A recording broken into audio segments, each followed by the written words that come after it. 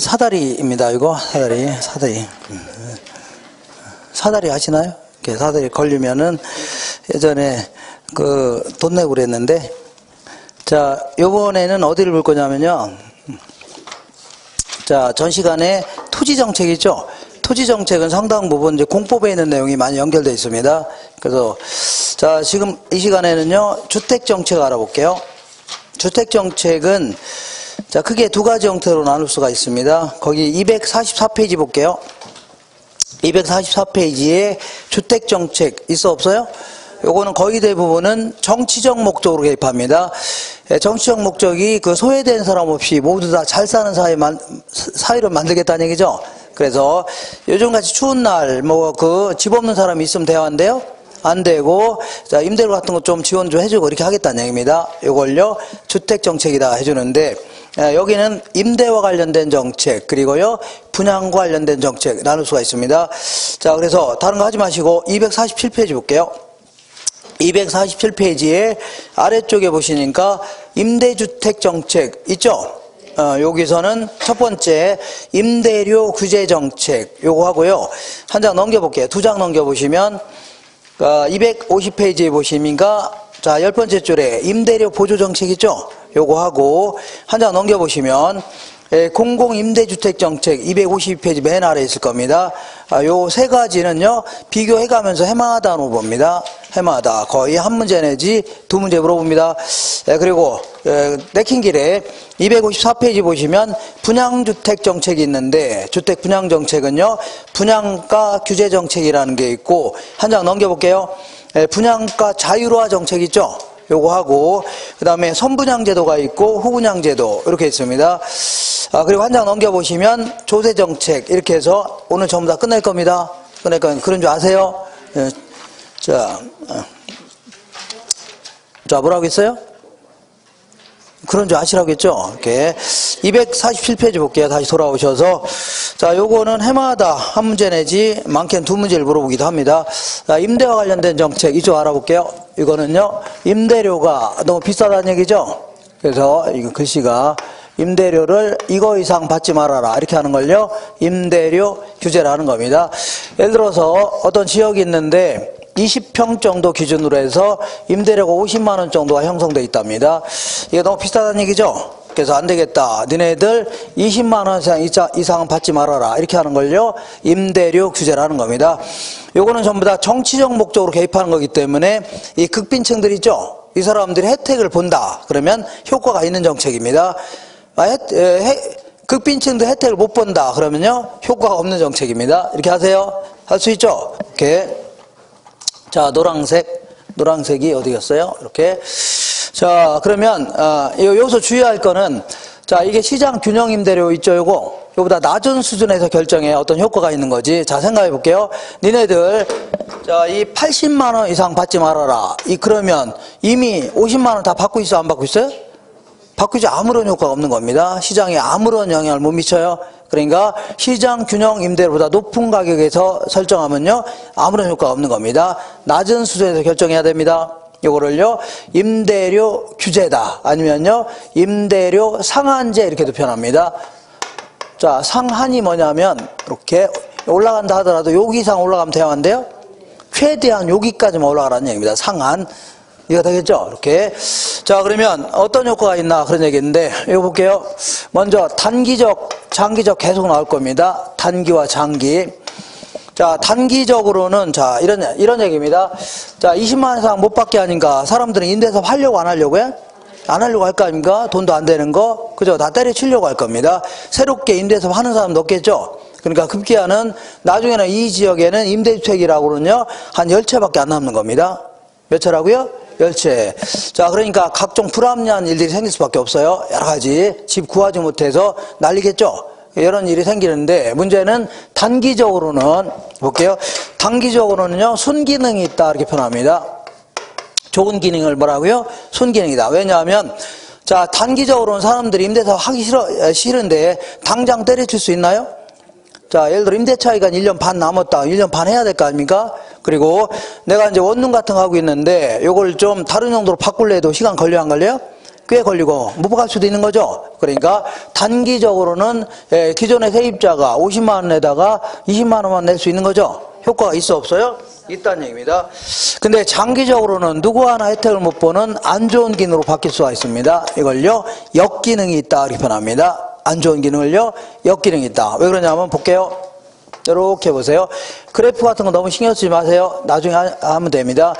자, 그러니까 임대인의 입장에서는 어떤 행동을 할 것이고 임차인의 입장에서는 어떤 행동을 할 것이며 정부라든가 시장 입장에서는 어떤 행태가 나타나나 보겠습니다. 시장 입장에서. 그러면 임대인의 입장에서는 장기적으로 사람들은 임대사업 하려고 안 하려고 해? 자, 이번에 정년퇴 기자가, 야, 나 원래는, 자, 이 원룸 하나라든가 아파트 한 5채 구입해서 임대사업 하려고 했는데, 임대료가 형편없이 낮으니까, 많이 못 받게 하니까 하려고 안 하려고 해? 안 하려고 한다는 얘기입니다. 그러니까, 임대사업에 대한 투자를 아주 깊이를 하려고 할 겁니다. 그죠? 그리고, 자, 이 기존에 임대사업 하는 사람들도 이거 해봐야 돈 돼요, 안 돼요? 안 되죠. 아파트 다 팔아치우고 임대주택 5채를 운영하고 있었는데 다 팔아치우고 다른 거 하겠다는 얘기죠. 아니면요 기존에 주택이 단독주택이 있었는데 그 임대사업 하다가 다른 상업용으로 바꿀 수 있다면 바꾸고 싶어 안 바꾸고 싶어요? 바꾸고 싶죠. 이렇게 1층은 바꿀 수도 있겠네요. 원룸 같은 경우에도 자, 이 잘만 허가를 맡으면 모텔로 바꿀 수도 있죠. 바꿀 수 있으면 얼마나 바꾸려고 할 겁니다. 안 팔리면. 그죠? 그러니까 장기적으로는 계속 기존의 용도를 다른 용도로 바꾸려고 하죠.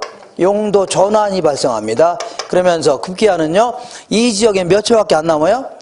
10채밖에 안 남는다고 했죠? 그러니까, 자, 세 번째는요, 자, 옛날에는 50만 원 받을 때는 세입자가 와서 도배지 교체해달라, 아니면 열쇠고리 바꿔달라, 하면 얼른 교체해줬죠? 근데 지금은요, 집 구하지 못한 세입자가 널려있을 거 아닙니까? 자, 지금 이 지역에 몇 채밖에 안 남았다고요? 10채밖에 안 남았는데, 자, 집 구하지 못하고 그냥 달동네 사는 사람도 굉장히 많겠죠? 그러니까, 자, 옛날에는, 자, 이 50만 원 받을 때는 세입자가 와서 도배지 교체해달라. 그러면 얼른 교체해줬을 거 아닙니까? 지금은요, 교체해달라면요, 뭐 붙이고 살라고요? 신문지 붙이고 살라고 합니다. 왜냐하면 너 아니라도 들어올 사람이 많아져가요? 많다는 얘기입니다. 그러니까, 자, 임대주택의 질적 수준 자체가요, 매우 저하될 가능성이 높아집니다. 질적 수준이 어떠다고요? 저하될 가능성이 높아집니다. 이번에는 임차인의 입장에선 지금 현재, 자, 요 동네 그 임대주택이라는 건 10채밖에 안 남았죠? 그리고 이걸 소비하려는 사람은 굉장히 많을 겁니다. 그러다 보니까 집 구하는 게 쉬워요, 어려워요? 집 구하기 상당히 어렵다는 얘기입니다. 자, 그러다 보니까 특히, 자, 신규 임차인들 있죠? 신혼부부라든가 이런 사람들이 집 구하는 게 너무 힘들 수밖에 없어요. 왜냐면 기존의 임차인들은 눌러 살려고 하죠? 이사 가봐야 집 구하기 힘드니까. 그러니까, 자, 신규 임차인들이 집 구하는 게 너무 힘들 겁니다. 그리고 이번에 내가 춘천으로 전근 가려고 하는데, 춘천도 마찬가지로 집 구하는 게 쉬워요, 어려워요? 어려울 거 아닙니까? 그러다 보니까 집 구하다 못 구해서 여기서 출퇴근할 수 있는 거죠. 그러니까 주거 이동이 감소된다 해줍니다. 주거 이동이 어떻다고요? 감소된다. 자, 이게 무슨 대단한 문제냐? 네, 문제가 될 수 있습니다. 왜냐하면 원래 춘천까지 원래 그쪽으로 이사 가면 교통비 들어요, 안 들어요? 안 들죠? 근데 지금 여기서 출퇴근하니까 아무래도 안 나가도 될 비용이 나가요, 안 나가요? 나가면 사회적 손실로 이어지는 겁니다. 그리고 대도시 같은 경우는 아침 저녁으로 출퇴근 전쟁이죠. 혼잡 비용 만만치 않다는 얘기입니다. 그러니까 사회적 비용이 크게 나갈 수 있다는 얘기죠. 이런 게 문제가 됩니다. 이게 뭐 사회적 비용이 크게 나갈 수 있다. 이렇게 생각하시면 돼요. 그 다음에 자, 어떻게 하다가 집 구할 수 있는 사람 입장에서 볼게요. 20만 원에. 근데 그 4식구 기준으로 한 20평이면 충분하죠. 근데 임대료 싸니까 에라 요번 기회에 50평짜리 빌려보자는 얘기죠. 그래서 임대주택에 대한 과소비가 생길 가능성도 매우 농후합니다. 이렇게 집 구할 수 있는 사람 입장에서는. 그 다음에 정부 입장에서는 소득세 수입이 급감할 가능성이 높아집니다. 왜냐하면 옛날에는 임대사업 하는 사람이 많았어요, 적었어요? 많아서 임대소득세가 굉장히 많았는데 지금은 다 때려친 사람이 많죠. 다른 사업하는 사람도 많기 때문에 특히 임대료 같은 경우에는 일종의 불로소득입니다. 무슨 소득이라고요? 불로소득이기 때문에 세금 계산할 때, 소득세 계산할 때 깎아주는 게 별로 없어요. 공제하는 금액이 별로 없는데, 자, 요거는 다른 사업 같은 경우는 많이 공제해준다는 얘기죠. 그리고 때려친 사람도 많기 때문에 소득세 수입이 급감하면서 소득세는 국세입니다. 국세. 그 정부 재정을 꾸려나가는 것도 힘들 수 있는 거죠. 이것도 문제가 되는 거고. 그다음에 이번에 그 춘천 가서 집을 구하다 못 구한 사람이 있죠. 이 사람이 집주인을 살짝 불러서 내가 계약서에는 20만 원 써드릴게요. 그 대신 몰래 30만 원 더 드릴 테니까 기존의 세입자 내보내고 내가 들어갈게 할 수 있죠. 이런 식으로 불법적인 암시장이 형성될 가능성이 아주 농후합니다. 자, 그랬더니 이 건 내 20만 원 이상 못 받게 했더니 몰래 50만 원에 거래하고 있는 거죠. 이중 가격이 형성되면서 이중 가격 이렇게 형성되면서 시장이 아주 뭐라고요? 비효율적인 시장이 될 수밖에 없는 겁니다. 이것도 문제가 됐네요. 자, 그러니까 임대료 규제는요, 단기적으로는 순기능이 있습니다. 좋은 기능이 있지만 장기적으로는요, 누구 하나 혜택을 못 보는 안 좋은 제도로 바뀔 수가 있는 겁니다. 이거 그래서 안 되겠다. 임대료를 어떻게 하겠다고요? 임대료를 보조해주겠다 하는 걸요, 임대료 보조라는 겁니다. 다른 거 안 해도 됩니다. 자, 몇 페이지 넘겨볼게요. 250페이지 보시면 임대료 보조 있죠? 요거 알아보겠습니다. 자, 임대료 보조는요, 임대료를 공짜로 지원해주겠다. 그런 얘기입니다. 여기에는 크게 우리 같은 소비자한테 지원해줄 수도 있고, 그 다음에요, 공급자들한테 지원해줄 수도 있는데, 여기서 공급자는요, 이 건설사들을 얘기합니다. 건설회사한테 지원해주겠다. 그런 얘기입니다. 그러니까 소비자 보조는 이런 얘기입니다. 여기 어떤 사람이 임대료 40만 원 내고 있는데, 자, 이 극빈층을 선정해서 한 가구당 30만 원 정도를 지원해 주겠다. 이렇게 하는 걸요, 소비자 보조라는 겁니다. 보조해 주겠다는 거 아닙니까? 이렇게 하는 걸요, 소비자 보조. 이번에는 자, 이 어떤 건설사가 있는데, 건설회사가 아파트 한 동 지는데 100억 들어간다고 치자. 얼마라고요? 100억. 근데 이 사람이 아파트 지어서 만약에 8년 이상, 우리나라 같은 경우는 8년 이상을 얘기합니다. 8년 이상 임대사업 한다면 이걸요, 준공공임대 아파트를 표현합니다. 임대 아파트에 준해서 여러 가지 정부에서 지원해 주겠다는 얘기입니다. 그래서 어쨌거나, 자, 건설사가 아파트 지어서 8년 이상 임대사업 하고자 한다면 한 동 질 때마다 50억을 지원해 주겠다. 너무 많이 지원해 주나요? 50억을 보조해 주겠다. 이렇게 할게요. 예를 들어 보는 겁니다. 이런 걸요, 공급자 보조라는 겁니다. 무슨 보조라고요? 공급자 보조. 그러면 소비자한테 지원해 주면 어떤 효과가 있나 보겠습니다. 이것도 어떤 효과? 소비자한테 지원해 주면, 자, 생각해 볼게요. 그전에는 임대료를 얼마 냈어요? 40만 원 냈는데 지금은요, 30만 원 지원해 주죠. 그럼 내 돈 나가는 건 얼마예요? 10만 원. 순전히 내 돈 나가는 거 생각하시면 돼요. 그러니까 똑같은 집을 빌리는데도 옛날에는 40만 원인데 지금 10만 원만 내도 되죠. 그러니까 임대료가 상당히 싸진 효과가 있습니다. 뭐라고요? 싸진 효과. 그렇기 때문에 사람들은 상대적으로 비싼 걸 덜 사고 싼 걸 더 많이 소비할 수 있죠. 예를 들어서 내가 이마트 가서 삼겹살 한 그릇 사려고 이마트 갔죠. 다른 데하고 같이 사려고. 그런데 삼겹살 가격이 반값으로 떨어졌습니다. 그러면 다른 걸 덜 사고 삼겹살 더 살 수 있죠. 이걸요, 대체 효과라는 겁니다. 무슨 효과라고요? 대체 효과. 그 다음에, 자, 30만 원 지원해 주는데 대체 효과는 없다고 치자. 뭐는 없다고요? 없다고 치고 옛날하고 똑같은 양을 소비한다 하더라도 30만 원 남아야 안 남아요? 남죠. 이걸 더 많이 남죠. 소득이 증가된 효과가 있는 겁니다. 그러면 소득 효과 이런 것 때문에 임대주택에 대한 소비량이 늘어날 수 있다는 얘기죠. 임대주택에 대한 뭐가 늘어나요? 소비량이 증가합니다. 이게 정부에서 자, 원하던 바입니다. 정부에서 이런 결과를 얻겠다는 얘기입니다. 그러니까 10평, 12평 너무 열악해요. 열악하지 않아요? 열악하니까 좀 넓은 집에 살라는 얘기입니다. 아니면 달동네 같은 것도 상당히 안 좋죠? 열악하니까 좋은 동네 가서 살라는 얘기죠? 그런 얘기 하는 겁니다. 그러려고 지원해 주는 거 아닙니까? 이거 되겠죠? 이런 목적으로 지원해 준 겁니다. 이런 목적. 근데 어떤 사람은, 자, 볼게요. 어떤 사람은 30만 원 지원해 줘도 나는 현재 살고 있는 집이면 충분하다. 이런 사람이 있을까 없을까요?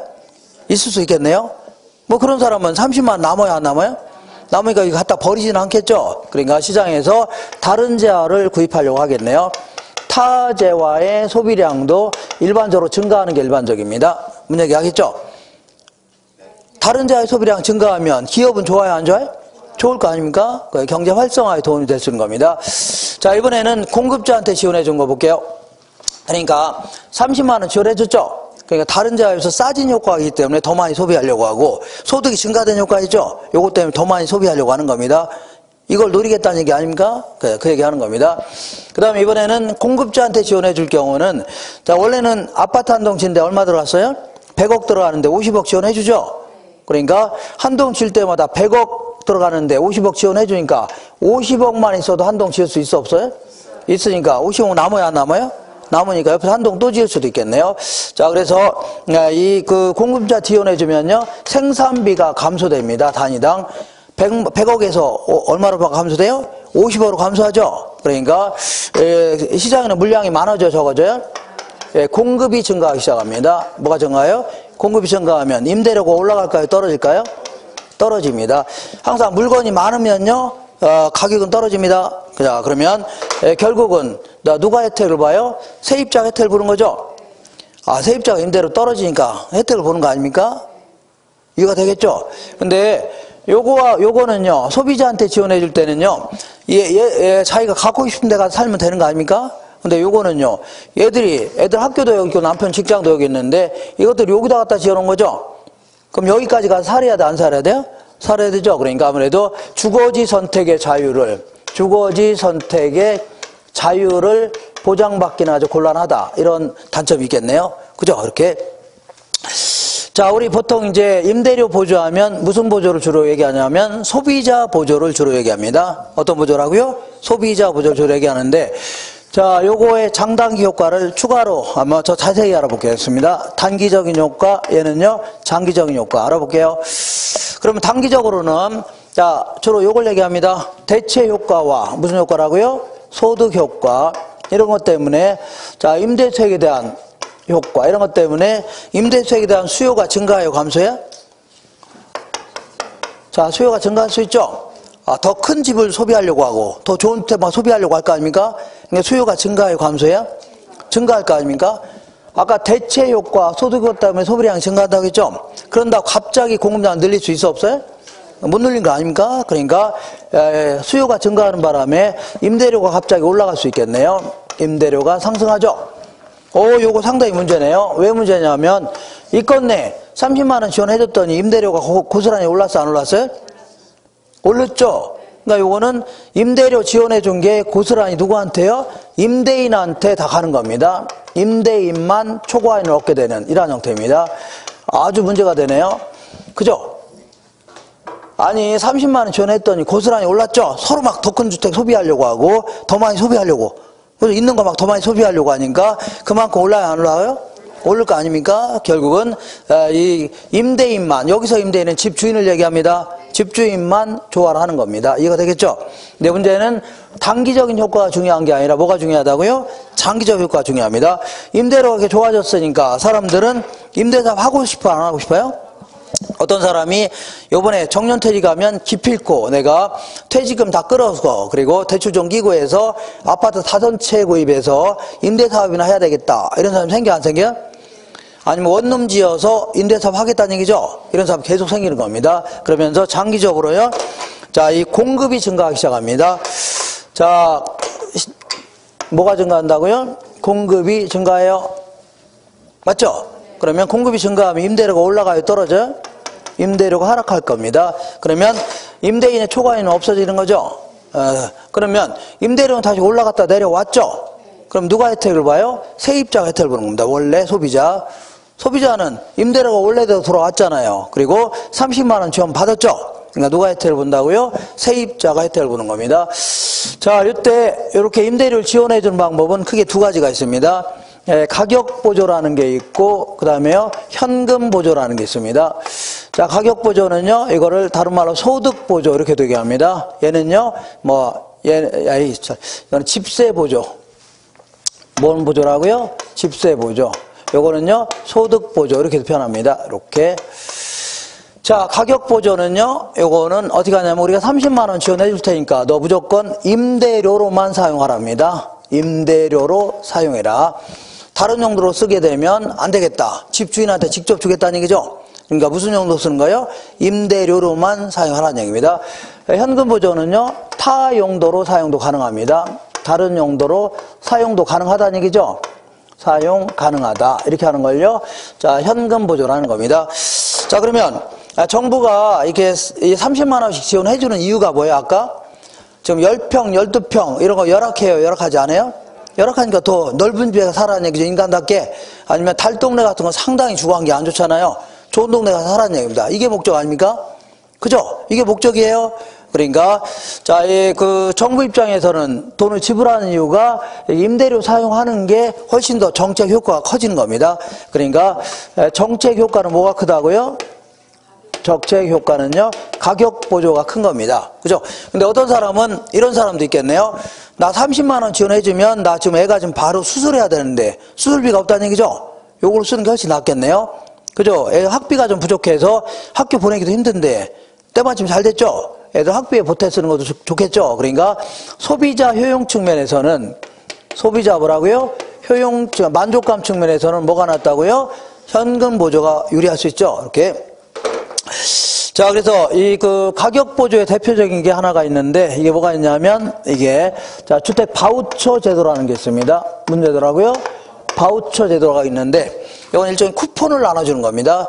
세입자한테요. 쿠폰 나눠주는 거예요. 그러면 자, 만약 한 달에 한 번씩 집주인이 돈 달라고 하면은 쿠폰 주면 되죠. 그러면 그 쿠폰 가지고 집주인은 시청 가서 바꿔치기 하면 될 거 아닙니까? 이런 형태를요. 일종의 바우처 제도라는 겁니다. 뭐라고요? 바우처.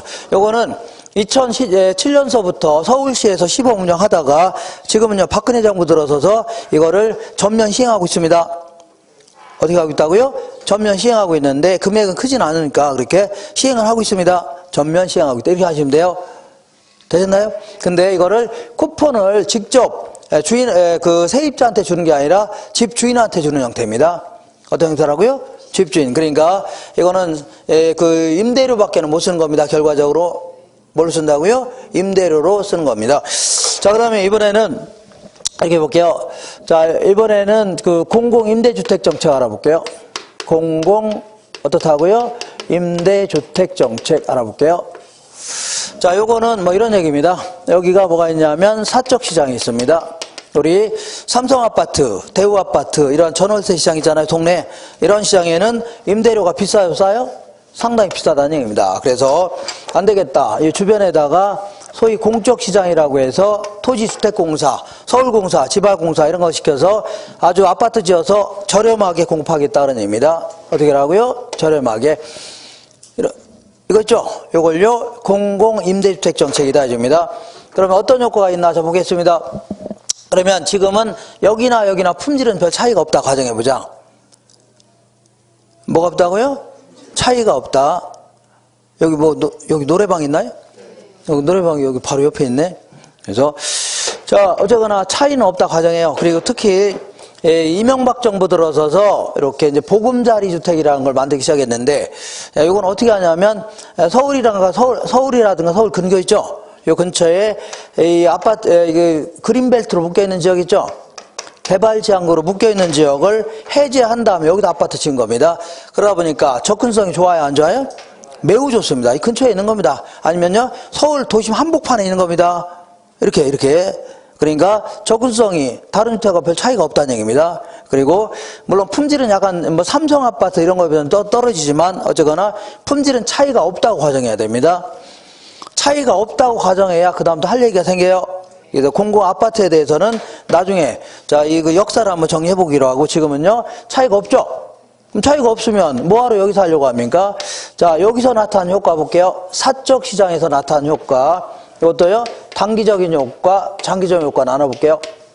그러면 단기적으로는 자, 뭐하러 여기서 하려고 합니까? 여기 이사 가려고 하죠? 그러니까 공적 시장으로 이사 가려고 할 겁니다.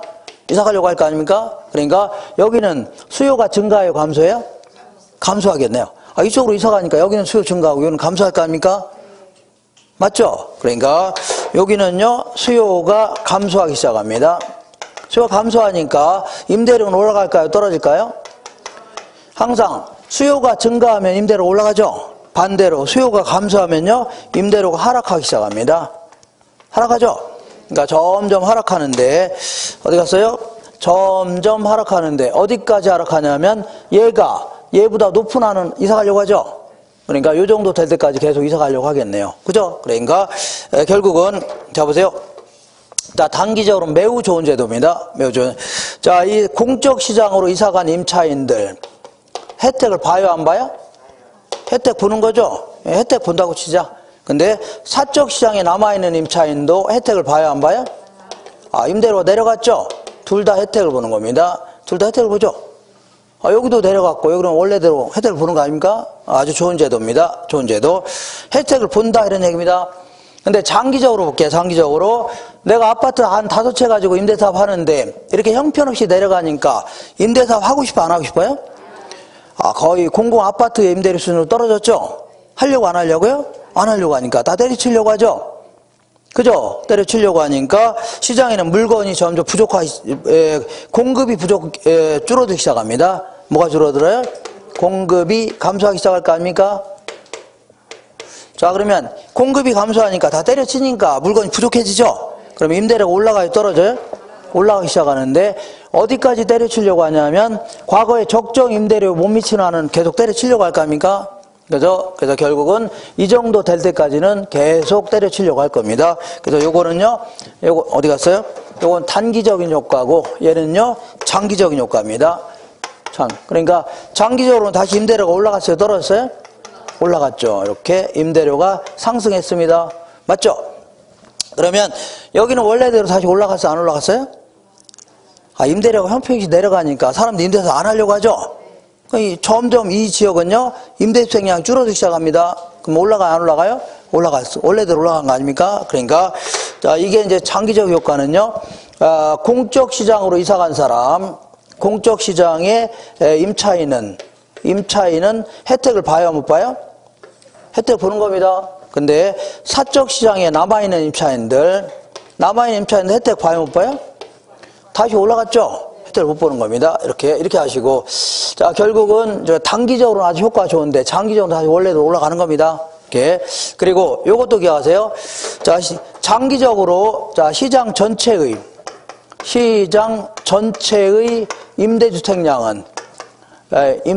임대주택량은요, 불변이다. 이렇게 기억하세요. 자, 결국 이쪽으로 이사간 사람이 이런 데 이사 갔겠죠? 아, 북한에서 갔나요? 그렇지 않죠? 이런 데 이사 갔으니까 시장 전체의 임대주택량은 어떻다고요? 불변이다. 이렇게 하세요. 이렇게 하시면 돼요. 자, 지금까지 한 걸 기초로 해서 문제를 한번 풀어보겠습니다. 예, 어디를 잠깐 볼까요? 274페이지 잠깐 볼게요. 274페이지 14번 찾으셨나요?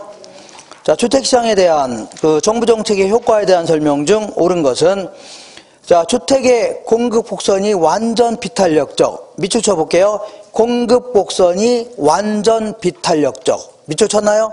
그러면 이거는 잠시 후에 하겠지만 어떤 한쪽이 비탄력적이다 그러면 그쪽이 세부담이 커지는 겁니다. 만약 어떤 한쪽이 완전 비탄력적이다 그러면 그쪽이 세부담을 100% 하는 겁니다. 잠시 후에 할 겁니다. 할 거니까 지금은 공급 곡선이 완전 비탄력적이죠. 그러면 공급자가 세부담을 100% 하는 겁니다. 그러니까 그 줄 맨 끝에 보니까 재산세는 전부 수요자에게 귀착되는 게 아니라 공급자에게 귀착됩니다. 잠시 후에 할게요. 잠시 후에. 2번 볼게요. 정부가 규제하는 임대료의 상한이 시장 균형 임대료보다 높다면, 자, 맨 왼쪽 볼게요. 50만 원 이하로 설정해야 어떤 효과가 있는 거죠? 너 80만 원 이상 받지 말아라. 그러면 아무런 효과 있어 없어요? 아무런 효과가 없는 겁니다. 자, 읽어볼게요. 정부가 규제하는 임대료 상한이 시장 균형 임대료보다 높다면 임대료 규제는요, 시장에서 임대주택 공급량에 아무런 영향을 미치지 않는다는 얘기죠. 이거 맞는 겁니다. 세 번째 볼게요. 일반적으로 임대료 규제는요, 기존 임차인들의 이동을 활발하게 만드는 게 아니라, 자, 주거 이동이 감소한다고 했죠? 갈 때도, 집도 구하기 힘들 거 아닙니까? 주거 이동이 감소됩니다. 자, 그러니까 임차인들 이동을 감소시킵니다. 감소. 그 다음에 4번 해볼게요.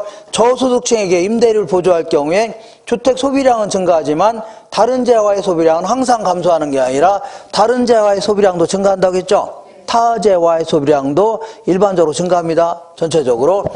네 번째 볼게요. 임대주택 공급자에게 보조금을 지급하는 방식은요, 얘들한테 지원해 주는 거 아닙니까? 공급자에게 지원해 주는, 자, 지급하는 방식은요, 임차인에게 보조금을 지급하는 방식보다 임차인의 주거지 선택의 자유를 보장하는 장점이 있다가 아니라 주거지 선택의 자유를 제한하는 단점이 있다. 제한하는. 얘들한테 지원해주면 얘들 지원하는 데가 살해야 된다고 했죠? 그러니까 제한하는 단점이 있다. 이렇게 줘야 되네요. 주거지 선택의 자유가 제한된다고 했죠? 이렇게. 자, 한 장 넘겨보겠습니다. 자, 16번 볼게요. 16번. 자, 임대주택 정책에 관한 설명으로 틀린 것은 자, 볼게요. 단기적으로는 임대료 규제하게 되면 단기적으로 당장 때려칠 수 있어 없어요? 없으니까 임대주택량이 줄어요 안 줄어요? 안 줄어요. 그대로 있는 거 아닙니까? 그 대신 세입자는 50만 원 내다가 얼마라고요? 20만 원 내니까 혜택이 있어 없어요? 이제 순기능이 있는 겁니다. 단기적으로 좋은 기능이 있는 겁니다. 읽어볼게요. 1번에 자, 정부가 임대료 상승을 균형가격 이하로 규제하게 되면 단기적으로 임대주택 공급량이 늘어나지 않기 때문이 아니라 줄어들지 않기 때문에 공급량이 어떻다고요? 줄어들지 않기 때문에 임대료 규제의 효과가 충분히 발휘되지 못한다가 아니라 충분히 발휘됩니다. 자, 제가 뭐라고 했어요? 단기적으로 혜택이 있어 없어요? 있다고 했잖아요. 자, 임대료를 규제하게 되면 당장 때려칠 수 있어 없어요? 없다고 했잖아요. 그죠? 그러니까 단기적으로는 효과가 있는 겁니다. 1번 틀렸네요. 2번 볼게요. 정부가 임대료 상승을 균형가격 이하로 규제하게 되면 장기적으로 기존 임대주택이 다른 용도로 전환되면서 임대주택 공급량이 감소하죠. 장기적으로 사람들 임대사업 하려고 안 하려고요? 점점 감소하기 시작하면서 이 지역은 몇 채밖에 안 남는다고요? 10채밖에 안 남는다고 했죠. 자, 세 번째 볼게요. 정부나 지자체가 공급하고 있는 임대주택의 유형에는요, 건설 임대주택, 매입 임대주택, 장기 전세주택 이런 것들이 있습니다. 특히 다가구 주택 같은 거 있죠. 요거 매입해서 임대사업 하기도 합니다. 토지주택공사에서. 그래서 이런 것들은 나중에 이제 정리하기로 하고 5번, 4번에 볼게요. 정부가 임차인에게 임대료를 직접 보조해주게 되면 단기적으로는 시장 임대료는 상승하지만 장기적으로는 시장 임대료를 낮추게 된다. 자, 임대료 지원해주면 단기적으로 올라가요? 안 올라가요? 서로 이거 소비하려니까 올라가죠? 근데 장기적으로 올라가요? 떨어져요? 다시 공급이 증가하면서 떨어지죠? 그러니까 단기적으로는 상승하지만 장기적으로는요, 하락하게 되는 겁니다. 그 다음에 주택 바우처 제도는 요거는 23회 때 나온 거죠? 23회 있죠?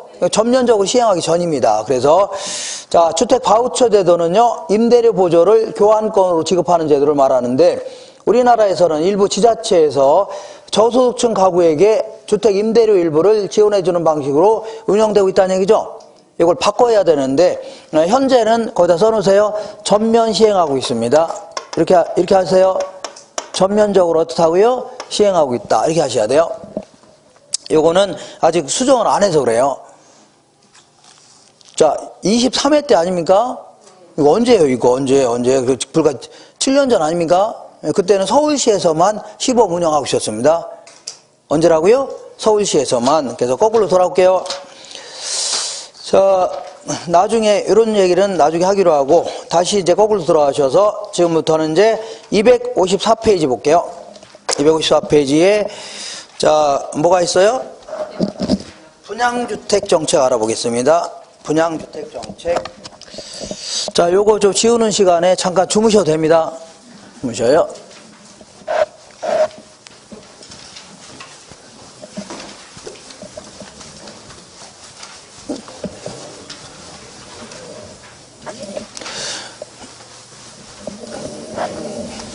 어떤 사람은 내 생각은 이런데요. 이렇게 하고 공부하시면 안 됩니다. 이거는 이제 일반적으로 이런 논리에 맞기 때문에 이렇게 정리해 놓은 겁니다. 요대로 해서 정리해서 답을 하셔야 돼요.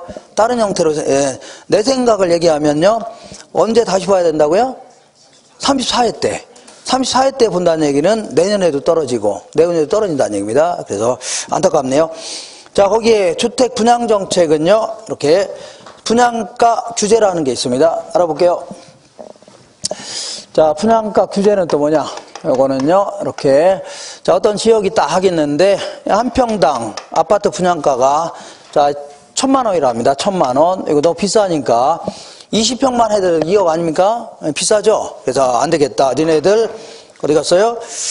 자, 600만 원 이상은 받지 말아라. 이렇게 하는 걸요, 분양가 규제라는 겁니다. 아니면요, 쭉 올라간다 하더라도 이거 이상 올라가면 돼요, 안 돼요? 안 되죠. 그래서 여기까지만 올라가야 됩니다. 이걸요, 분양가 상한제 이렇게도 얘기합니다. 분양가 뭐라고요? 상한제다. 자, 그럼 이런 식으로 시행하게 되면 어떤 효과가 있나 하는 얘기입니다. 그러면 이거는 이제 누구를 위한 제도냐면 우리 극빈층들 있잖아요. 이분들이 집 사는 게 용이하게끔 지원해주겠다 그런 얘기죠. 이게 주목적 아닙니까? 근데 문제는 아파트가 5채가 있는 자가 있는데 집값 비싸요, 싸요? 싸죠. 에라 나도 하나 사야 되겠다 하는 사람 생겨 안 생겨?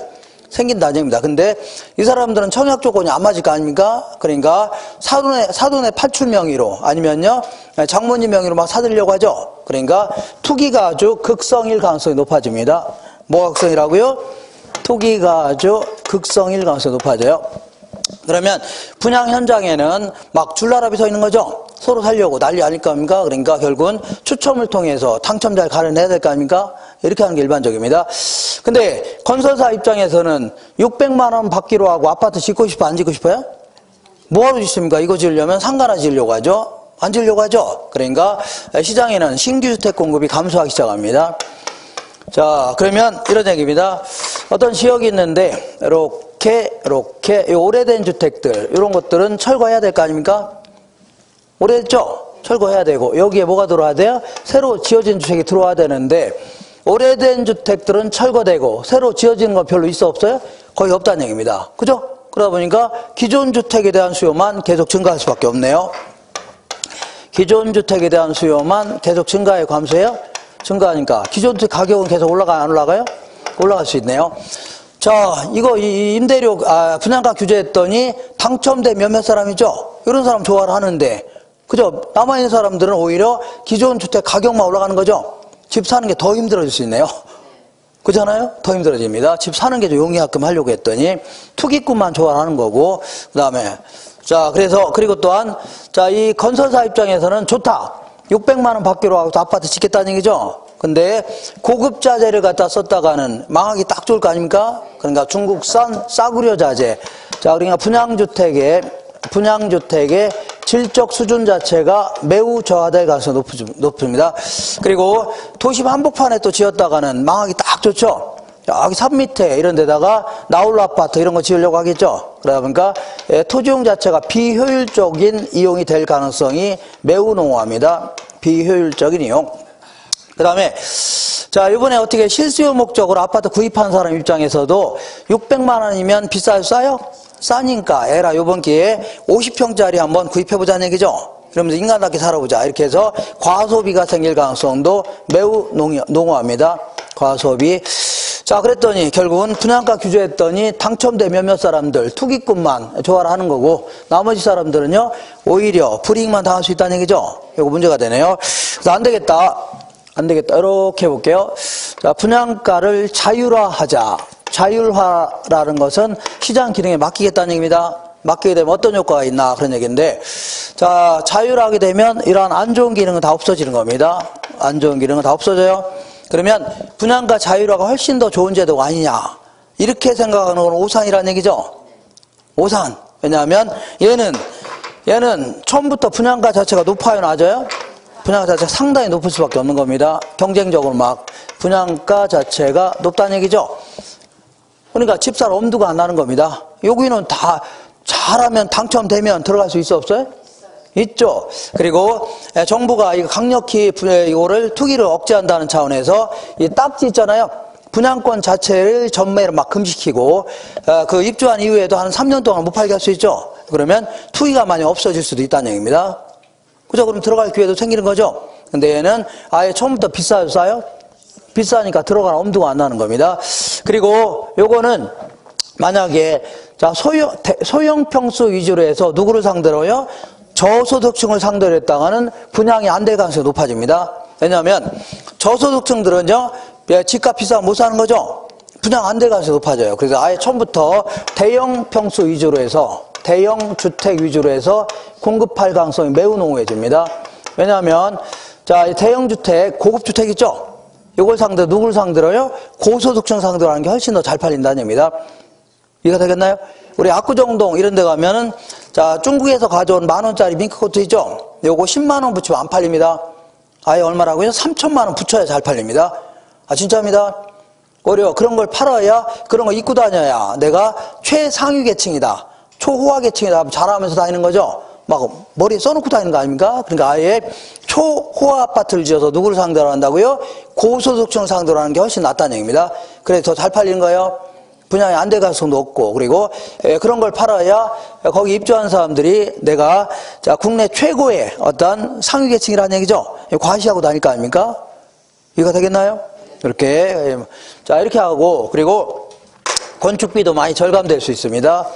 여기가 이제 20평짜리 따닥따닥 만들게 되면, 딱 만들면 이 칸이 많이 들어가 안 들어가요? 칸도 많이 들어가고 문짝도 많이 달아야 될 거 아닙니까? 근데 60평짜리 막 지어봐요. 그럼 이런 거 없어도 되죠? 이런 거 없어도 될 거 아닙니까? 없어도 되죠? 문짝도 3개 달고 하나만 달아도 되는 거죠?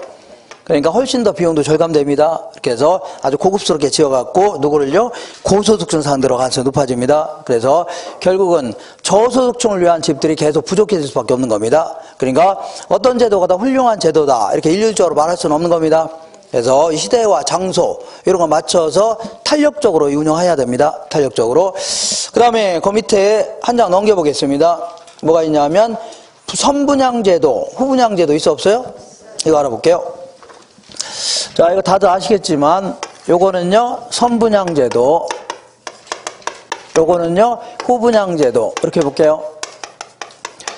자, 선분양제도는요 이 완공도 되기 전에 자 분양하는 거 있죠? 분양이 뭐예요? 파는 거 아닙니까? 근데 얘는요 아파트가 완공 후에 분양하는 거, 이걸 뭐라고요?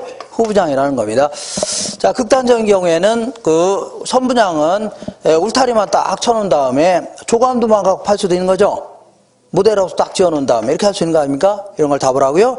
선분양이라는 겁니다. 그러면 선분양 하게 되면, 자, 일단은 계약금, 중도금 이런 건 들어와 안 들어와요? 아, 딱딱 들어올 거 아닙니까? 그러니까 결국은 이거는요 소비자의 돈을 가지고 건설하는 겁니다. 누구 건설한다고요? 소비자 건설. 그러면 우리 소비자가 중도금 같은 거 대출 받아요, 안 받아요? 받았으면 이자 누가 내야 돼요? 건설사가 대신 내주나요? 아니죠. 소비자가 내야 됩니다. 그러니까 건설 자금에 대한 이자를 누가 납부해야 돼요? 소비자가 납부하는 이런 형태입니다. 소비자. 자, 그러면 후분양은 완성된 다음에 파는 거 아닙니까? 그러니까 돈이 있어야 돼, 없어야 돼요? 아, 지돈 있어야 될 거 아닌데요? 근데 지돈 가지고 아파트 짓는 게 아니라 거의요, 자, 은행에서 빌려서 짓습니다. 물론 신용이 좀 있어야 되지만, 그죠? 그러니까 결국은 건설사가 대출을 통해서 아파트를 짓는 겁니다. 건설하는 거예요. 건설사가 뭘 통해서요? 대출을 통해서 아파트 짓는 거 아닙니까? 그죠? 그러면 건설사가 빌렸어요? 우리가 빌렸어요? 건설사가 빌렸으니까 당연히요. 건설 자금에 대한 이자를 누가 납부해야 돼요? 건설사가 납부해야 되겠네요. 우리가 납부하는 게 아니죠. 이렇게 이런 형태입니다. 자, 그러면 선분양 같은 경우에는 자 볼게요.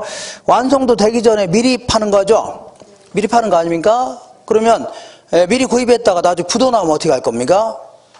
중간에 부도나는 게 막 흔하죠? 아파트에 올라가다 말고서 거기다가 뭐 유치권 행사한다든가 이런 거 있죠? 무지 많습니다. 그죠? 그러니까 괜히 이거 선분양 받다가 위험이 커요, 작아요? 자, 위험이 상당히 큽니다. 와, 그다고요? 위험이 상당히 커요. 자, 물론 요즘에는 다 옛날에는 대한주택보증이라고 했는데 지금은요 주택도시보증공사로 바뀌었습니다. 애들이 부도나죠? 아, 건축받아도 못 받을 수 있죠. 건설 올라가다가. 그러면 주택도시보증공사에서 다 보증 서는 겁니다. 아, 보증을 내지 마, 우리가. 걔네들이 입주해서 완공해서 입주까지 다 맡아서 해줘야 돼요. 아니, 중간에 부도난다 하더라도 걔들이 다 알아서 해주는 겁니다. 우리가 그 입주할 때 다 보험료 내는 겁니다. 그죠? 그러니까 문제가 될 게 있어, 없어요? 없는 것 같죠? 없지 않습니다. 왜냐하면 요거는 완공할 때까지 이 부도 한번 내면 시간이 질질 끌어요, 안 끌어요? 굉장히 끌립니다. 몇 년씩 걸릴 수 있어요. 그럼 그때까지 이자 부담 누가 해요? 우리가 하는 겁니다. 그리고 그 집 입주하려고 집 뭐 덜썩 팔 수도 있죠.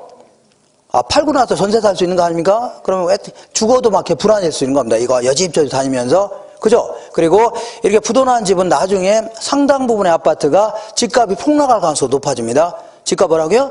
떨어질 가능성이 높아져요. 그러면 그러한 집값 떨어진 거에 대한 손해 누가 부담해요? 소비자가 부담할 수밖에 없다는 얘기입니다. 이거 되겠나요?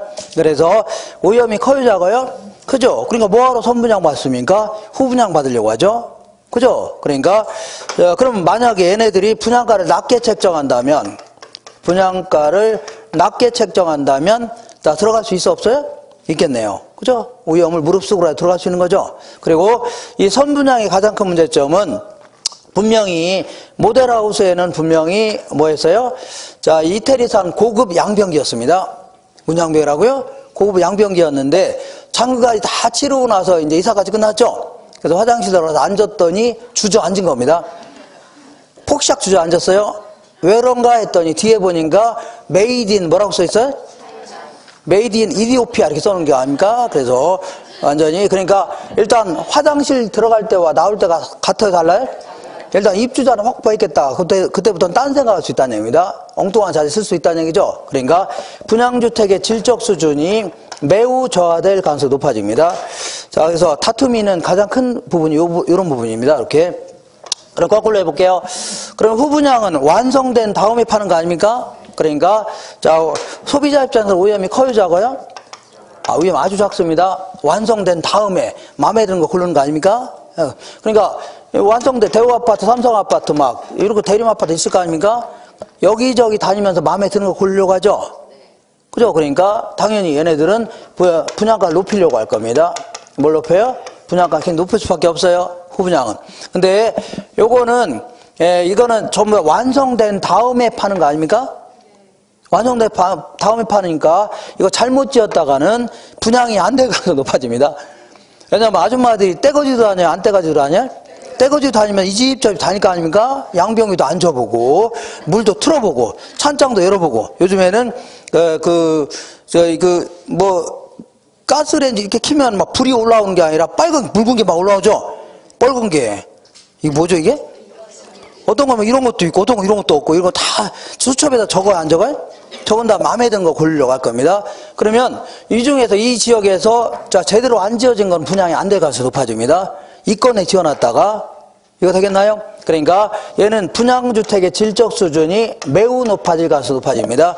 뭐라고요? 매우 높아질 가능성이 높아져요. 자 이렇게 해서 이렇게 정리하시면 됩니다. 자 그리고 잠깐만요. 한 장 넘겨볼게요. 넘겨보시면 부동산 조세 정책 알아볼게요. 요거는 여기와 관련된 문제는 없으니까 나중에 풀기로 하고 상식적으로 자꾸 접근하셔야 돼요. 암기하려고 하지 마시고 상식적으로 자꾸. 자 이번에는 조세 정책 알아볼게요. 마지막으로. 자, 조세 정책은요, 부동산과 관련된 조세와 관련된 정책인데, 자, 우리 부동산 관련된 조세는 취득했을 때 뭘 내야 돼요? 취득세라는 걸 내야 됩니다. 취득세. 옛날에는 이제 취득세 따로 내고 등록세 따로 내고 그랬습니다.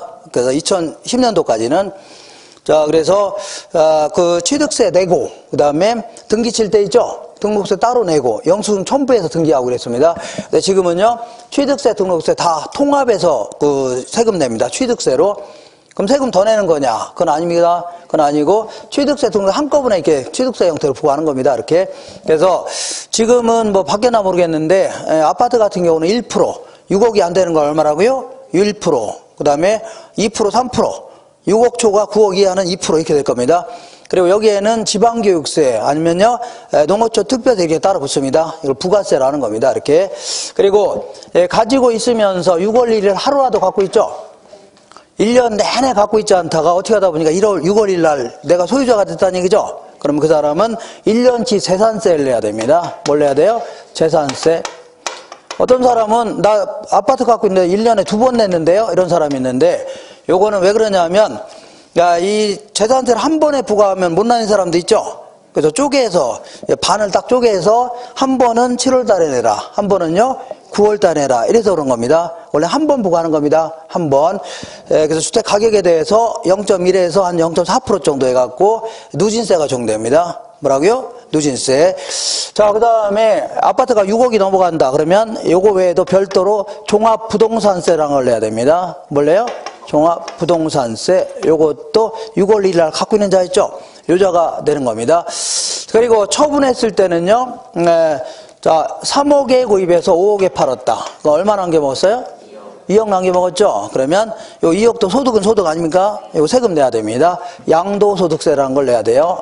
양도소득세. 어떤 사람은 부동산 팔으면 무조건 세금 내야 되는 줄 아는데 그건 아닙니다. 자, 3억에 구입해서 5억에 팔았다. 그럼 얼마 남겨먹었어요? 2억 남겨먹었으니까 소득이 생긴 거 아닙니까? 이때 이제 세금 계산해서 세금 내는 거지. 3억에 구입해서 나중에 2억에 팔았다. 그러면 자, 이거는 소득이 생겨서 안 생겨서? 안 생겼잖아. 세금 낼 게 있어 없어요? 없습니다. 그게 무조건 내는 게 아닙니다. 남는 게 있어야 내는 겁니다. 소득에 대해서 내는 거예요. 이거 되겠죠? 그래서 이런 게 이제 부동산 관련된 조세인데 이런 세금들을 누가 내야 되는 거고, 그리고 그 다음에 과세 그 대상은 어떤 거냐? 뭘 구입해야 세금 내야 되는 거냐? 그리고 자, 세율을 부과하기 직전에 소득 있죠? 이걸 과세 표준해 줍니다. 뭐라고요? 과세 표준은 얼마로 할 것이고, 그러니까 이런 것들은요, 취득한 금액, 처분한 금액을 기초로 합니다. 근데 얘는 갖고 있는 걸 기초로 하는 거 아닙니까? 그러니까 공시가 이런 걸 기초로 하는 겁니다. 뭘로 할 것이고, 그 다음에 세율은 얼마냐? 그런 거 있죠? 그리고 언제까지 내야 되고, 세금 안 내면 어떻게 할 것이냐? 이런 거 있죠? 이걸 다 세법에서 공부하는 겁니다. 그거 이상 나갈 줄 알았죠? 그거 이상 나갔다가는 잘못다 뽀록 납니다. 여기서 딱 끝나야 돼요. 그리고 어떤 경우 세금 안 내는 경우도 있어 없어요? 예를 들어서 주택을 한 채만 갖고 있다가 2년 이상 갖고 있다 파는 경우 있죠? 이런 건 안 내도 됩니다. 물론 서울이라든가 이런 데는 2년 이상 거주까지 해야 됩니다. 이런 걸 다 어디서 공부하는 거라고요? 세법 시간에 공부할 겁니다.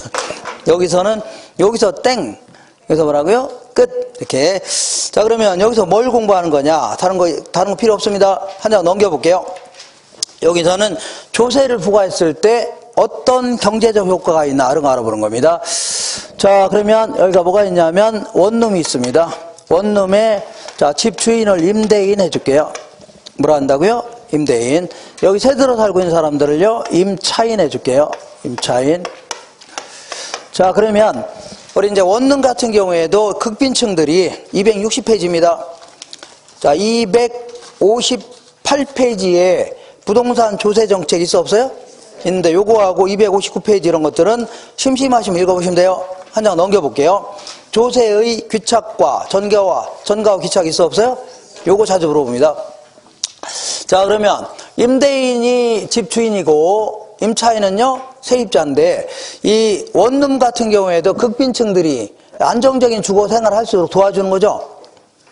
아니, 아주 돈 없는 사람들은 보증금 1,000만 원, 2천만 원 있어 없어요? 없는 사람도 수록하죠. 근데 이런 것들은 보증금 한 100만 원 정도 돼도 살 수 있어 없어요? 있죠.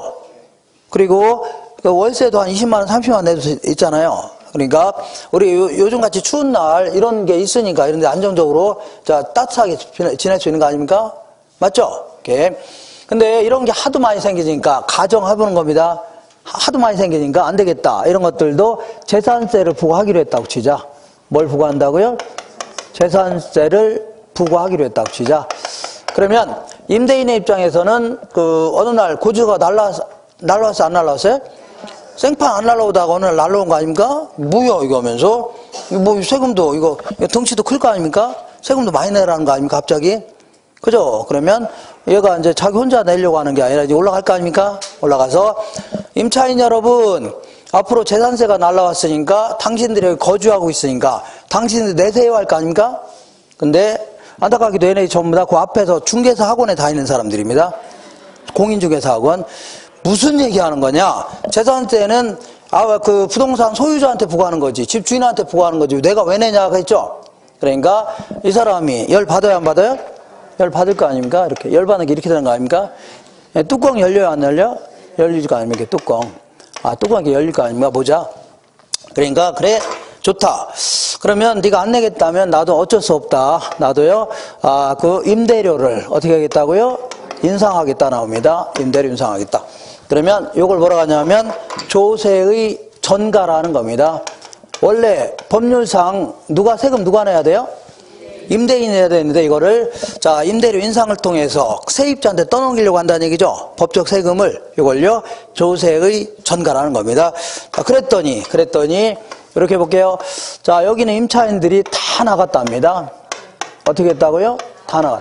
그러니까 다 나갔다는 얘기는 너 아니라도 갈 데가 있어 없어요?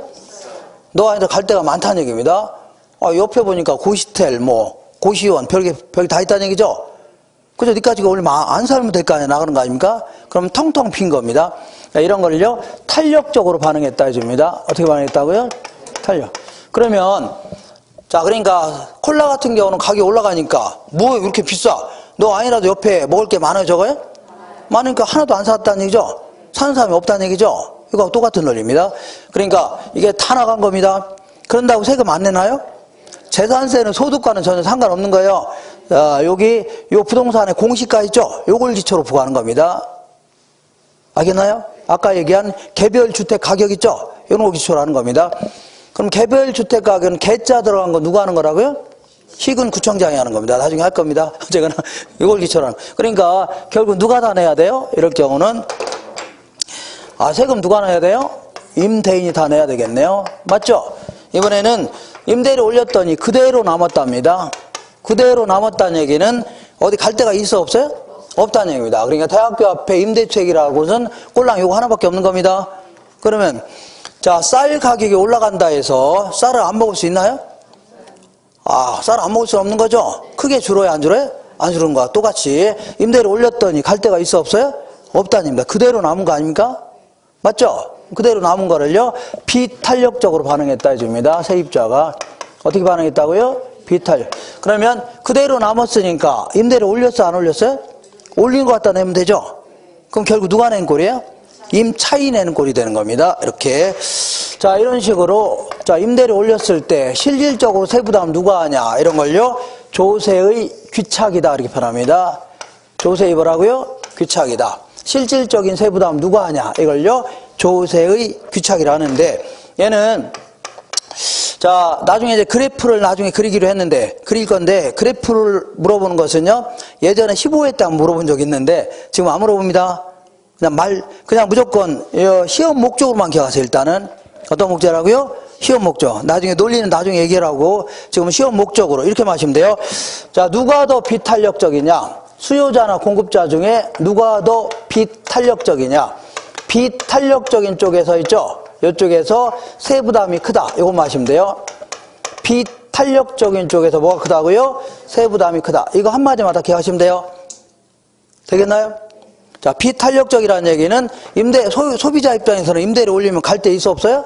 없다든가 아니면요 공급자 측면에서 임대료 올리면 공급량 늘리고 싶은데 못 늘리다든가 이런 거 있죠? 이걸요 비탄력적이라는 겁니다. 누가 더 비탄력적이냐에 따라서 세부담이 커지는 겁니다. 이건 맞으세요? 그러면 여기서 살짝 응용해 볼게요. 그러면 어떤 한쪽이 완전 비탄력적이다. 그러면 그쪽이 세부담 다 하는 겁니다. 알겠나요? 만약에 어떤 한쪽이 완전 탄력적이다. 그럼 그쪽은 세부담을 전혀 안 하는 겁니다. 되겠죠? 요거 아시면 돼요. 그러니까 요 한마디만 기억할 수 있죠? 요거는 요렇게 기억하세요. 자, 비세타. 비가 어떻다고요? 센다는 얘기입니다. 비탄력적일수록 세부담은 크다는 얘기죠? 비탄력적일수록 세부담은 어떻다고요? 크다. 비세다.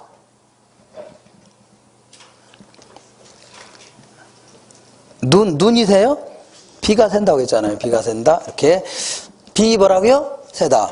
아까 공급선이 완전 비탄력적이라고 했죠? 그럼 누가 다 세부담이에요? 공급자가 세부담하는 겁니다. 알겠죠? 그래서 한 장 넘겨보시면, 자, 거기 그 메뉴에 볼게요. 자, 262페이지 메뉴에, 자, 메뉴에 양가로 1번에 맨 끝에 보니까 첫 번째 줄, 공급이 더 비탄력적이죠? 그러면 그 바로 밑에 공급자의 부담이 커지는 겁니다. 뭐 크다고요? 공급자. 2번 볼게요. 이번에는 수요가 비탄력적인 경우는 누가 더 세부담이 크다고요? 수요자가 부담이 커지는 겁니다. 바로 밑에. 그 다음에 양가로 3번에 맨 끝에 공급이 완전 비탄력적이다. 그러면 공급자가 세부담을 다 하는 거죠. 그러니까 공급자가 100% 부담하는 겁니다. 이번엔 4번에 수요가 완전 비탄력적이다. 그럼 누가 하는 거라고요? 수요자가 100% 세금 부담하는 겁니다. 이거 되겠죠? 이렇게 하시면 돼요. 자, 5분이면 끝납니다. 이거 할 수 있죠? 시험 목적 요것만 기하시면 다 풀립니다. 오히려 다른 거 하면 오히려 더 헷갈려요. 그죠? 그런 거 자꾸 더 많이 하려다 보니까 몇 회 또 공부해야 돼요?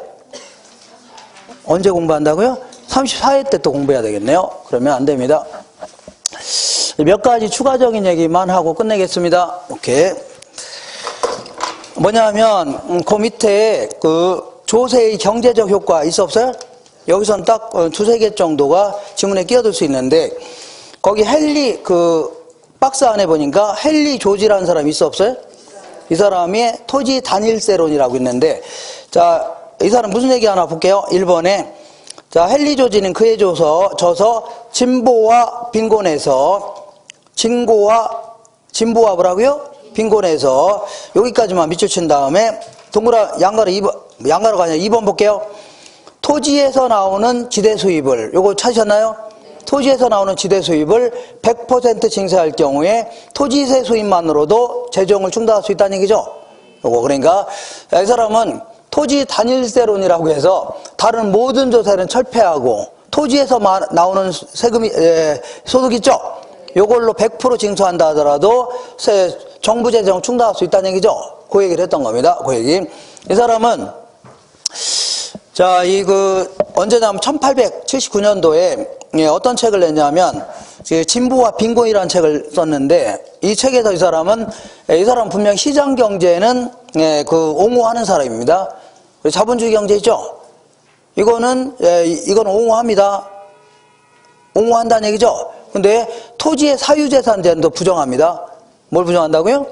사유재산은 부정해요. 그리고 노조도 인정하지 않고 있습니다. 뭘 인정한다고요? 그러니까 이 사람은 이것도 아니고 저것도 아니라는 얘기죠. 이쪽도 아니고 저것도 아닙니까? 어중간한 형태니까 아주 이제 양쪽에서 왕따를 당했던 이상한 사람인데 아주 이상한 사람이다 생각하는 것도 그래서 이 사람은 양쪽에서 왕따 당했는데 그래도 돈은 무지장 많이 벌었습니다. 거의 그냥 이 책이 최고의 성경 다음으로 많이 팔리는 그 정도는 아니지만 어쨌거나 베스트셀러였습니다. 그래서 돈방석에 앉았던 사람입니다. 이 책 옛날에 이런 책 하나씩 끌고 들고 다녔습니다. 이렇게 이런 사람인데 이 책에서 주로 얘기하는 게 뭐냐면 자, 사회가 점점 풍요로워지는 거죠. 사회가 좀 풍요로워지는 거 아닙니까? 돈도 많이 되고 그러니까 진보되고 풍요로워질수록 사람들은 점점 부자가 돼야 되는데 점점 뭐라고요? 빈부격차가 더 심해진다는 얘기입니다. 점점 잘 사는 사람은요 더 잘 살게 되고 못 사는 사람은요 더 못 살게 된다는 얘기죠. 요거는 왜 그러냐면 이거는 지주가 땅을 소유하고 있다는 사실 있죠. 그것 때문에 그렇다는 얘기입니다. 그죠?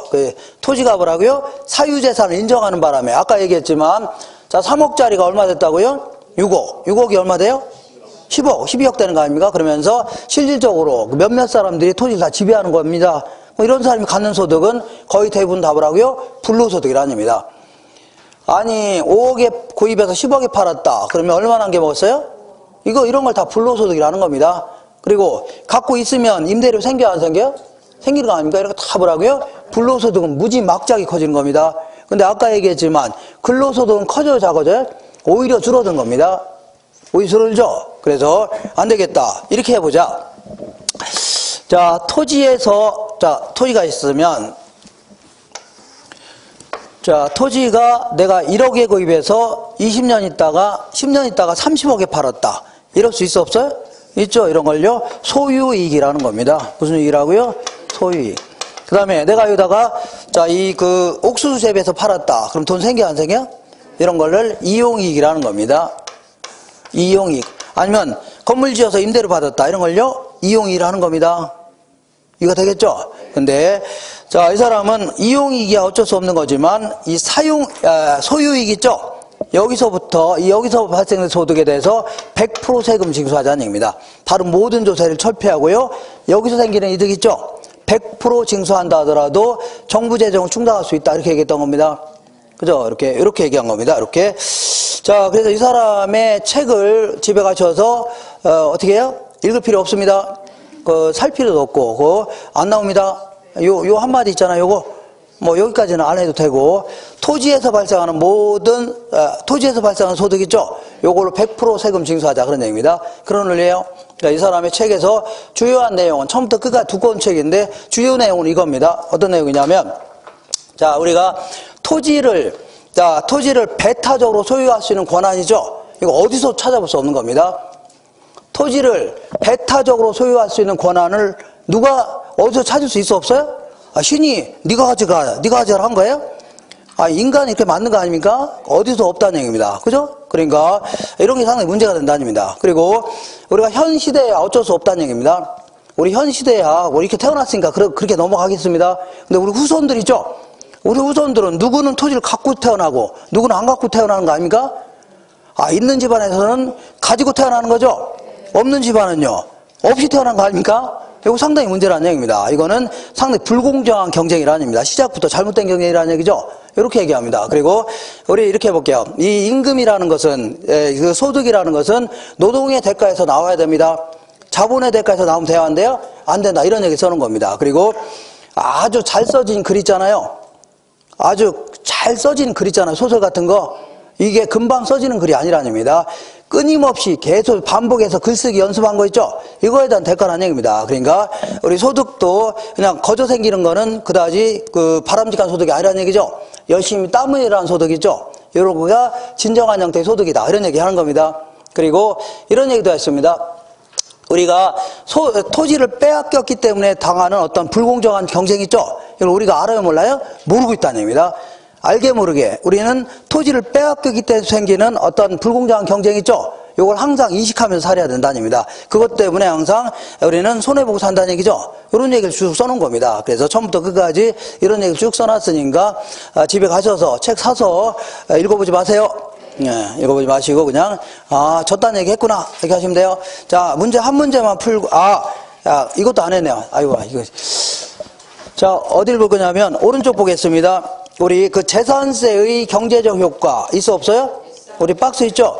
자, 이런 얘기를 해볼게요. 조금만 더 할게요. 이거. 우리 이제 재산세는 이제 갑이라는 사람이 있고 을이라는 사람이 있는데, 자, 갑은 한 달에 얼마 번 사람이냐면 한 달에 10억을 한 달이 아니라 연봉 10억입니다. 연봉 얼마라고요? 10억 버는 사람이고, 이 사람은요 1,000만 원 버는 사람입니다. 얼마라고요? 1,000만 원. 근로소득자인데, 자, 어쨌거나 갑이라는 사람이 10억짜리 아파트 구입했어요. 얼마라고요? 10억짜리. 을이라는 사람은요 평생 30년 동안 주택부금 부어서 드디어 집 한 채 샀어요? 안 샀어요? 샀는데 이것도 돈이 모자라서 한 6천만 원 대출 끼고 산 겁니다. 1억짜리 샀습니다. 이렇게. 어쨌거나 자, 재산세를 10% 부과했다고 치자. 몇 프로라고요? 10%. 예를 들어서 이렇게 부과하는 걸 뭐라고 하냐면 비례세 혹은 정류세라는 겁니다. 무슨 세라고요? 비례. 자, 주택 가격과 상관없이 똑같은 세율을 부과하는 것이죠. 이걸 뭐라고요? 비례세라는 겁니다. 이렇게 비례세를 부과한다면, 자, 보세요. 이 사람은, 자, 갑이라는 사람은 연봉이 얼마라고요? 10억이죠. 이 중에서 10억에 10% 하면 1억이죠. 1억 정도 세금 내는 건데, 을이라는 사람 볼게요. 을이라는 사람은 1,000만 원 벌어갖고 이거에 10%면 얼마요? 1,000만 원 아닙니까? 그러니까 돈 벌어서 다 세금 낼 판이죠. 이렇게 되는 겁니다. 자, 그러니까 이런 식으로 부과하게 되면 상당히 역진성이 있다 이렇게 표현합니다. 뭐가 있다고요? 역진성이 뭐냐면 오히려 저소득층일수록 세부담이 커지고 고소득층일수록 세부담이 줄어든다는 얘기죠. 이걸 뭐라고요? 역진성이 있다 입니다. 이거는 바람직한 조세 정책이 아닙니다. 이건 조세 정이 안 맞아요. 안 맞는 겁니다. 그래서 왜냐하면 우리 돈이 많은 건 사람들은 상당히 많은 소득이 다 불로소득 아닙니까? 여기는 많이 거둬야 돼요. 그리고 열심히 땀 흘려야 하는 대가 있죠? 요건 적게 거둬야 하는 게 바람직한 겁니다. 이게 조세 정의에 맞는 거예요. 이렇게. 그래서 이렇게 하는 것은 바람직한 조세 정책이 아닙니다. 그래서 이렇게 하자. 자, 이렇게 큰 주택을 구입한 사람들한테는요 40%의 높은 세율을 부과하는 겁니다. 예를 들어. 그리고 여기다가는요 1%의 낮은 세율을 부과하는 거죠. 이런 식으로 부과하는 걸요 누진세다 이겁니다. 문제라고요? 누진세. 자, 이렇게 누진세 형태로 부과하는 게 훨씬 더, 자, 뭐냐면, 소득의 재분배 효과가 나타납니다. 무슨 효과라고요? 재분배. 그러니까 불로소득에서는 세금 많이 걷어서 이걸 가지고 아까 얘기하던 공공임대아파트 같은 거 있죠? 이런 거 짓게 되면 소득이 어떻다고요? 재분배 주는 이런 역할을 합니다. 이거 훨씬 더 바람직한 조세 정책입니다. 이해가 되겠죠? 이렇게 하시고 이번에는 한 장 넘겨볼게요. 아니다. 맨 아래 보니까 자 거기에 자 맨 아래 263페이지 맨 아래에 양도소득세의 경제적 효과 있죠? 요거는 이런 얘기입니다. 집에 가서 한번 읽어보세요. 제가 얘기하는 거 듣고. 이 지역이 투기 지역입니다. 투기가 극성이라는 얘기죠. 그러면, 자, 여기 수요와 공급이 만나는 점에서 균형 가격과 수량이 딱 결정되는데, 이렇게. 자, P0, 뭐라고요? Q0 결정되는데, 자, 이 지역이 투기가 극성인 바람에 정부가 여기를 양도세를 중과세했다고 가정해보자. 뭘 중과한다고요? 그러면 사람들이 양도세 중과세 한다니까 아파트 살려고 안 살려고요? 안 살려고 할 거 아닙니까? 그러니까 수요도 감소하고 거래도 줄어들죠? 투기를 잡을 수 있는 거다. 투기를 잡을 수 있는 거 아니냐 하면서 양도세를 중과세 했더니 웬걸 사는 사람들은 별 차이가 없다는 얘기입니다. 왜냐하면 사서 지금 바로 팔 건 아니죠? 언제 팔지 모르니까 사는 사람 별 차이가 없다는 얘기입니다. 근데 지금 당장 파는 사람이 지금 당장 팔려고요? 나중에 팔려고요? 왜냐하면 자 나중에 팔려고 하죠? 지금 당장 양도세 중과세 한다니까 지금 뭐하러 팝니까? 세법은 계속 바뀌어야 안 바뀌어요? 정권 바뀔 때마다 바뀌는 겁니다. 그러니까 지금 뭐하러 팝니까? 나중에 팔려고 하죠. 그러니까 오히려 팔려고 내는 걸 걷어들이려고 합니다. 뭐라고요? 팔려고 내는 걸 중개업소에 내는 거 있죠? 다시 빼내려고 합니다. 그러면서 오히려 공급이 감소하면서 가격은 올라가요? 떨어져요? 올라갈 수 있죠? 그러면서 거래는 뚝 끊기게 되는 겁니다. 아 올라가기만 하지 거래는 돼요 안 돼요? 이걸 동결 효과다 해줍니다. 무슨 효과라고요? 동결 효과다. 거래가 겨울에 얼음이 어는 효과 있죠? 동결 효과다. 이렇게. 이게 일종의 뭐냐면, 그 정부 실패입니다. 일종의 무슨 실패라고요? 정부가 자꾸 보면, 모두 수기 잡는다고 양도세를 자꾸 중과세 하려고 하는데, 이거는 그다지 바람직한 정책이 아닙니다. 그죠? 보유세를 자꾸 많이 부과하는 게 훨씬 낫습니다. 자, 이렇게 해서, 이 무슨 얘기 하겠죠? 이런 얘기. 요거 좀 얘기한 내용들이죠? 요 정도만 기억하시면 돼요. 자, 정확히 제가 2분 만에 끝낼 겁니다. 쭉 뒤로 넘겨볼게요. 자, 270, 자, 7페이지 보겠습니다. 277페이지. 자, 19번 볼게요, 19번. 부동산 조세에 관한 설명으로 틀린 것은 부동산 취득 단계에서 부과되는 조세로 취득세, 인지세가 있다. 인지세는요, 자, 이 권리 변동이 있는 것들 있죠? 사고 팔고 하는 것들, 이런 것들은요, 수입 인지를 첨부해야 됩니다. 그러니까 이게 인지세입니다. 이거 국세예요, 일종의 국세. 자, 이번에 볼게요. 헨리 조지는요, 토지에서 발생하는 지대 수입을 100% 징수할 경우에 토지세 수입만으로도 재정을 충당할 수 있기 때문에 토지세 이외의 모든 조세는 어떻게 하자고요? 철폐하자. 그러니까, 자, 주식 투자에서 얻은 소득 같은 거 있죠? 배당 뭐 이런 것도 다 세금 철폐하자는 얘기입니다. 아주 웃긴 사람입니다. 3번에 볼게요. 지가 상승에 대한 기대가 퍼져 있는 상황에서 양도세가 중과되어 종결 효과가 발생하면 지가는 하락할까요? 상승할까요? 상승한다고 했잖아요. 이게 틀렸네요. 4번에 조세 이전 가란 납세 의무자에게 부과된 조세가 납세 의무자의 부담이 되지 않고 다른 사람에게 이전되는 거 있죠? 이거 맞는 겁니다. 부동산 세금은 정부나 지자체의 필요한 재원을 조달하는 게 주된 목적인데 기타 분배의 불공평성 있죠? 소득세 같은 거 누지세를 부과해서 소득 재분배 이런 것도 있습니다. 이러한 분배의 불공평성 등을 개선하기 위해서 부과할 수도 있는 거죠. 이런 것들은 어렵지 않은 내용이니까 이렇게 하시면 돼요. 이 정도 정리하시고 다음 주에 투자론 할 겁니다. 뭘 할 거라고요? 투자론. 이렇게 해서 오늘 이 정도 하고 얼른 들어가시세요. 다음 주에 뵙겠습니다. 고생하셨습니다.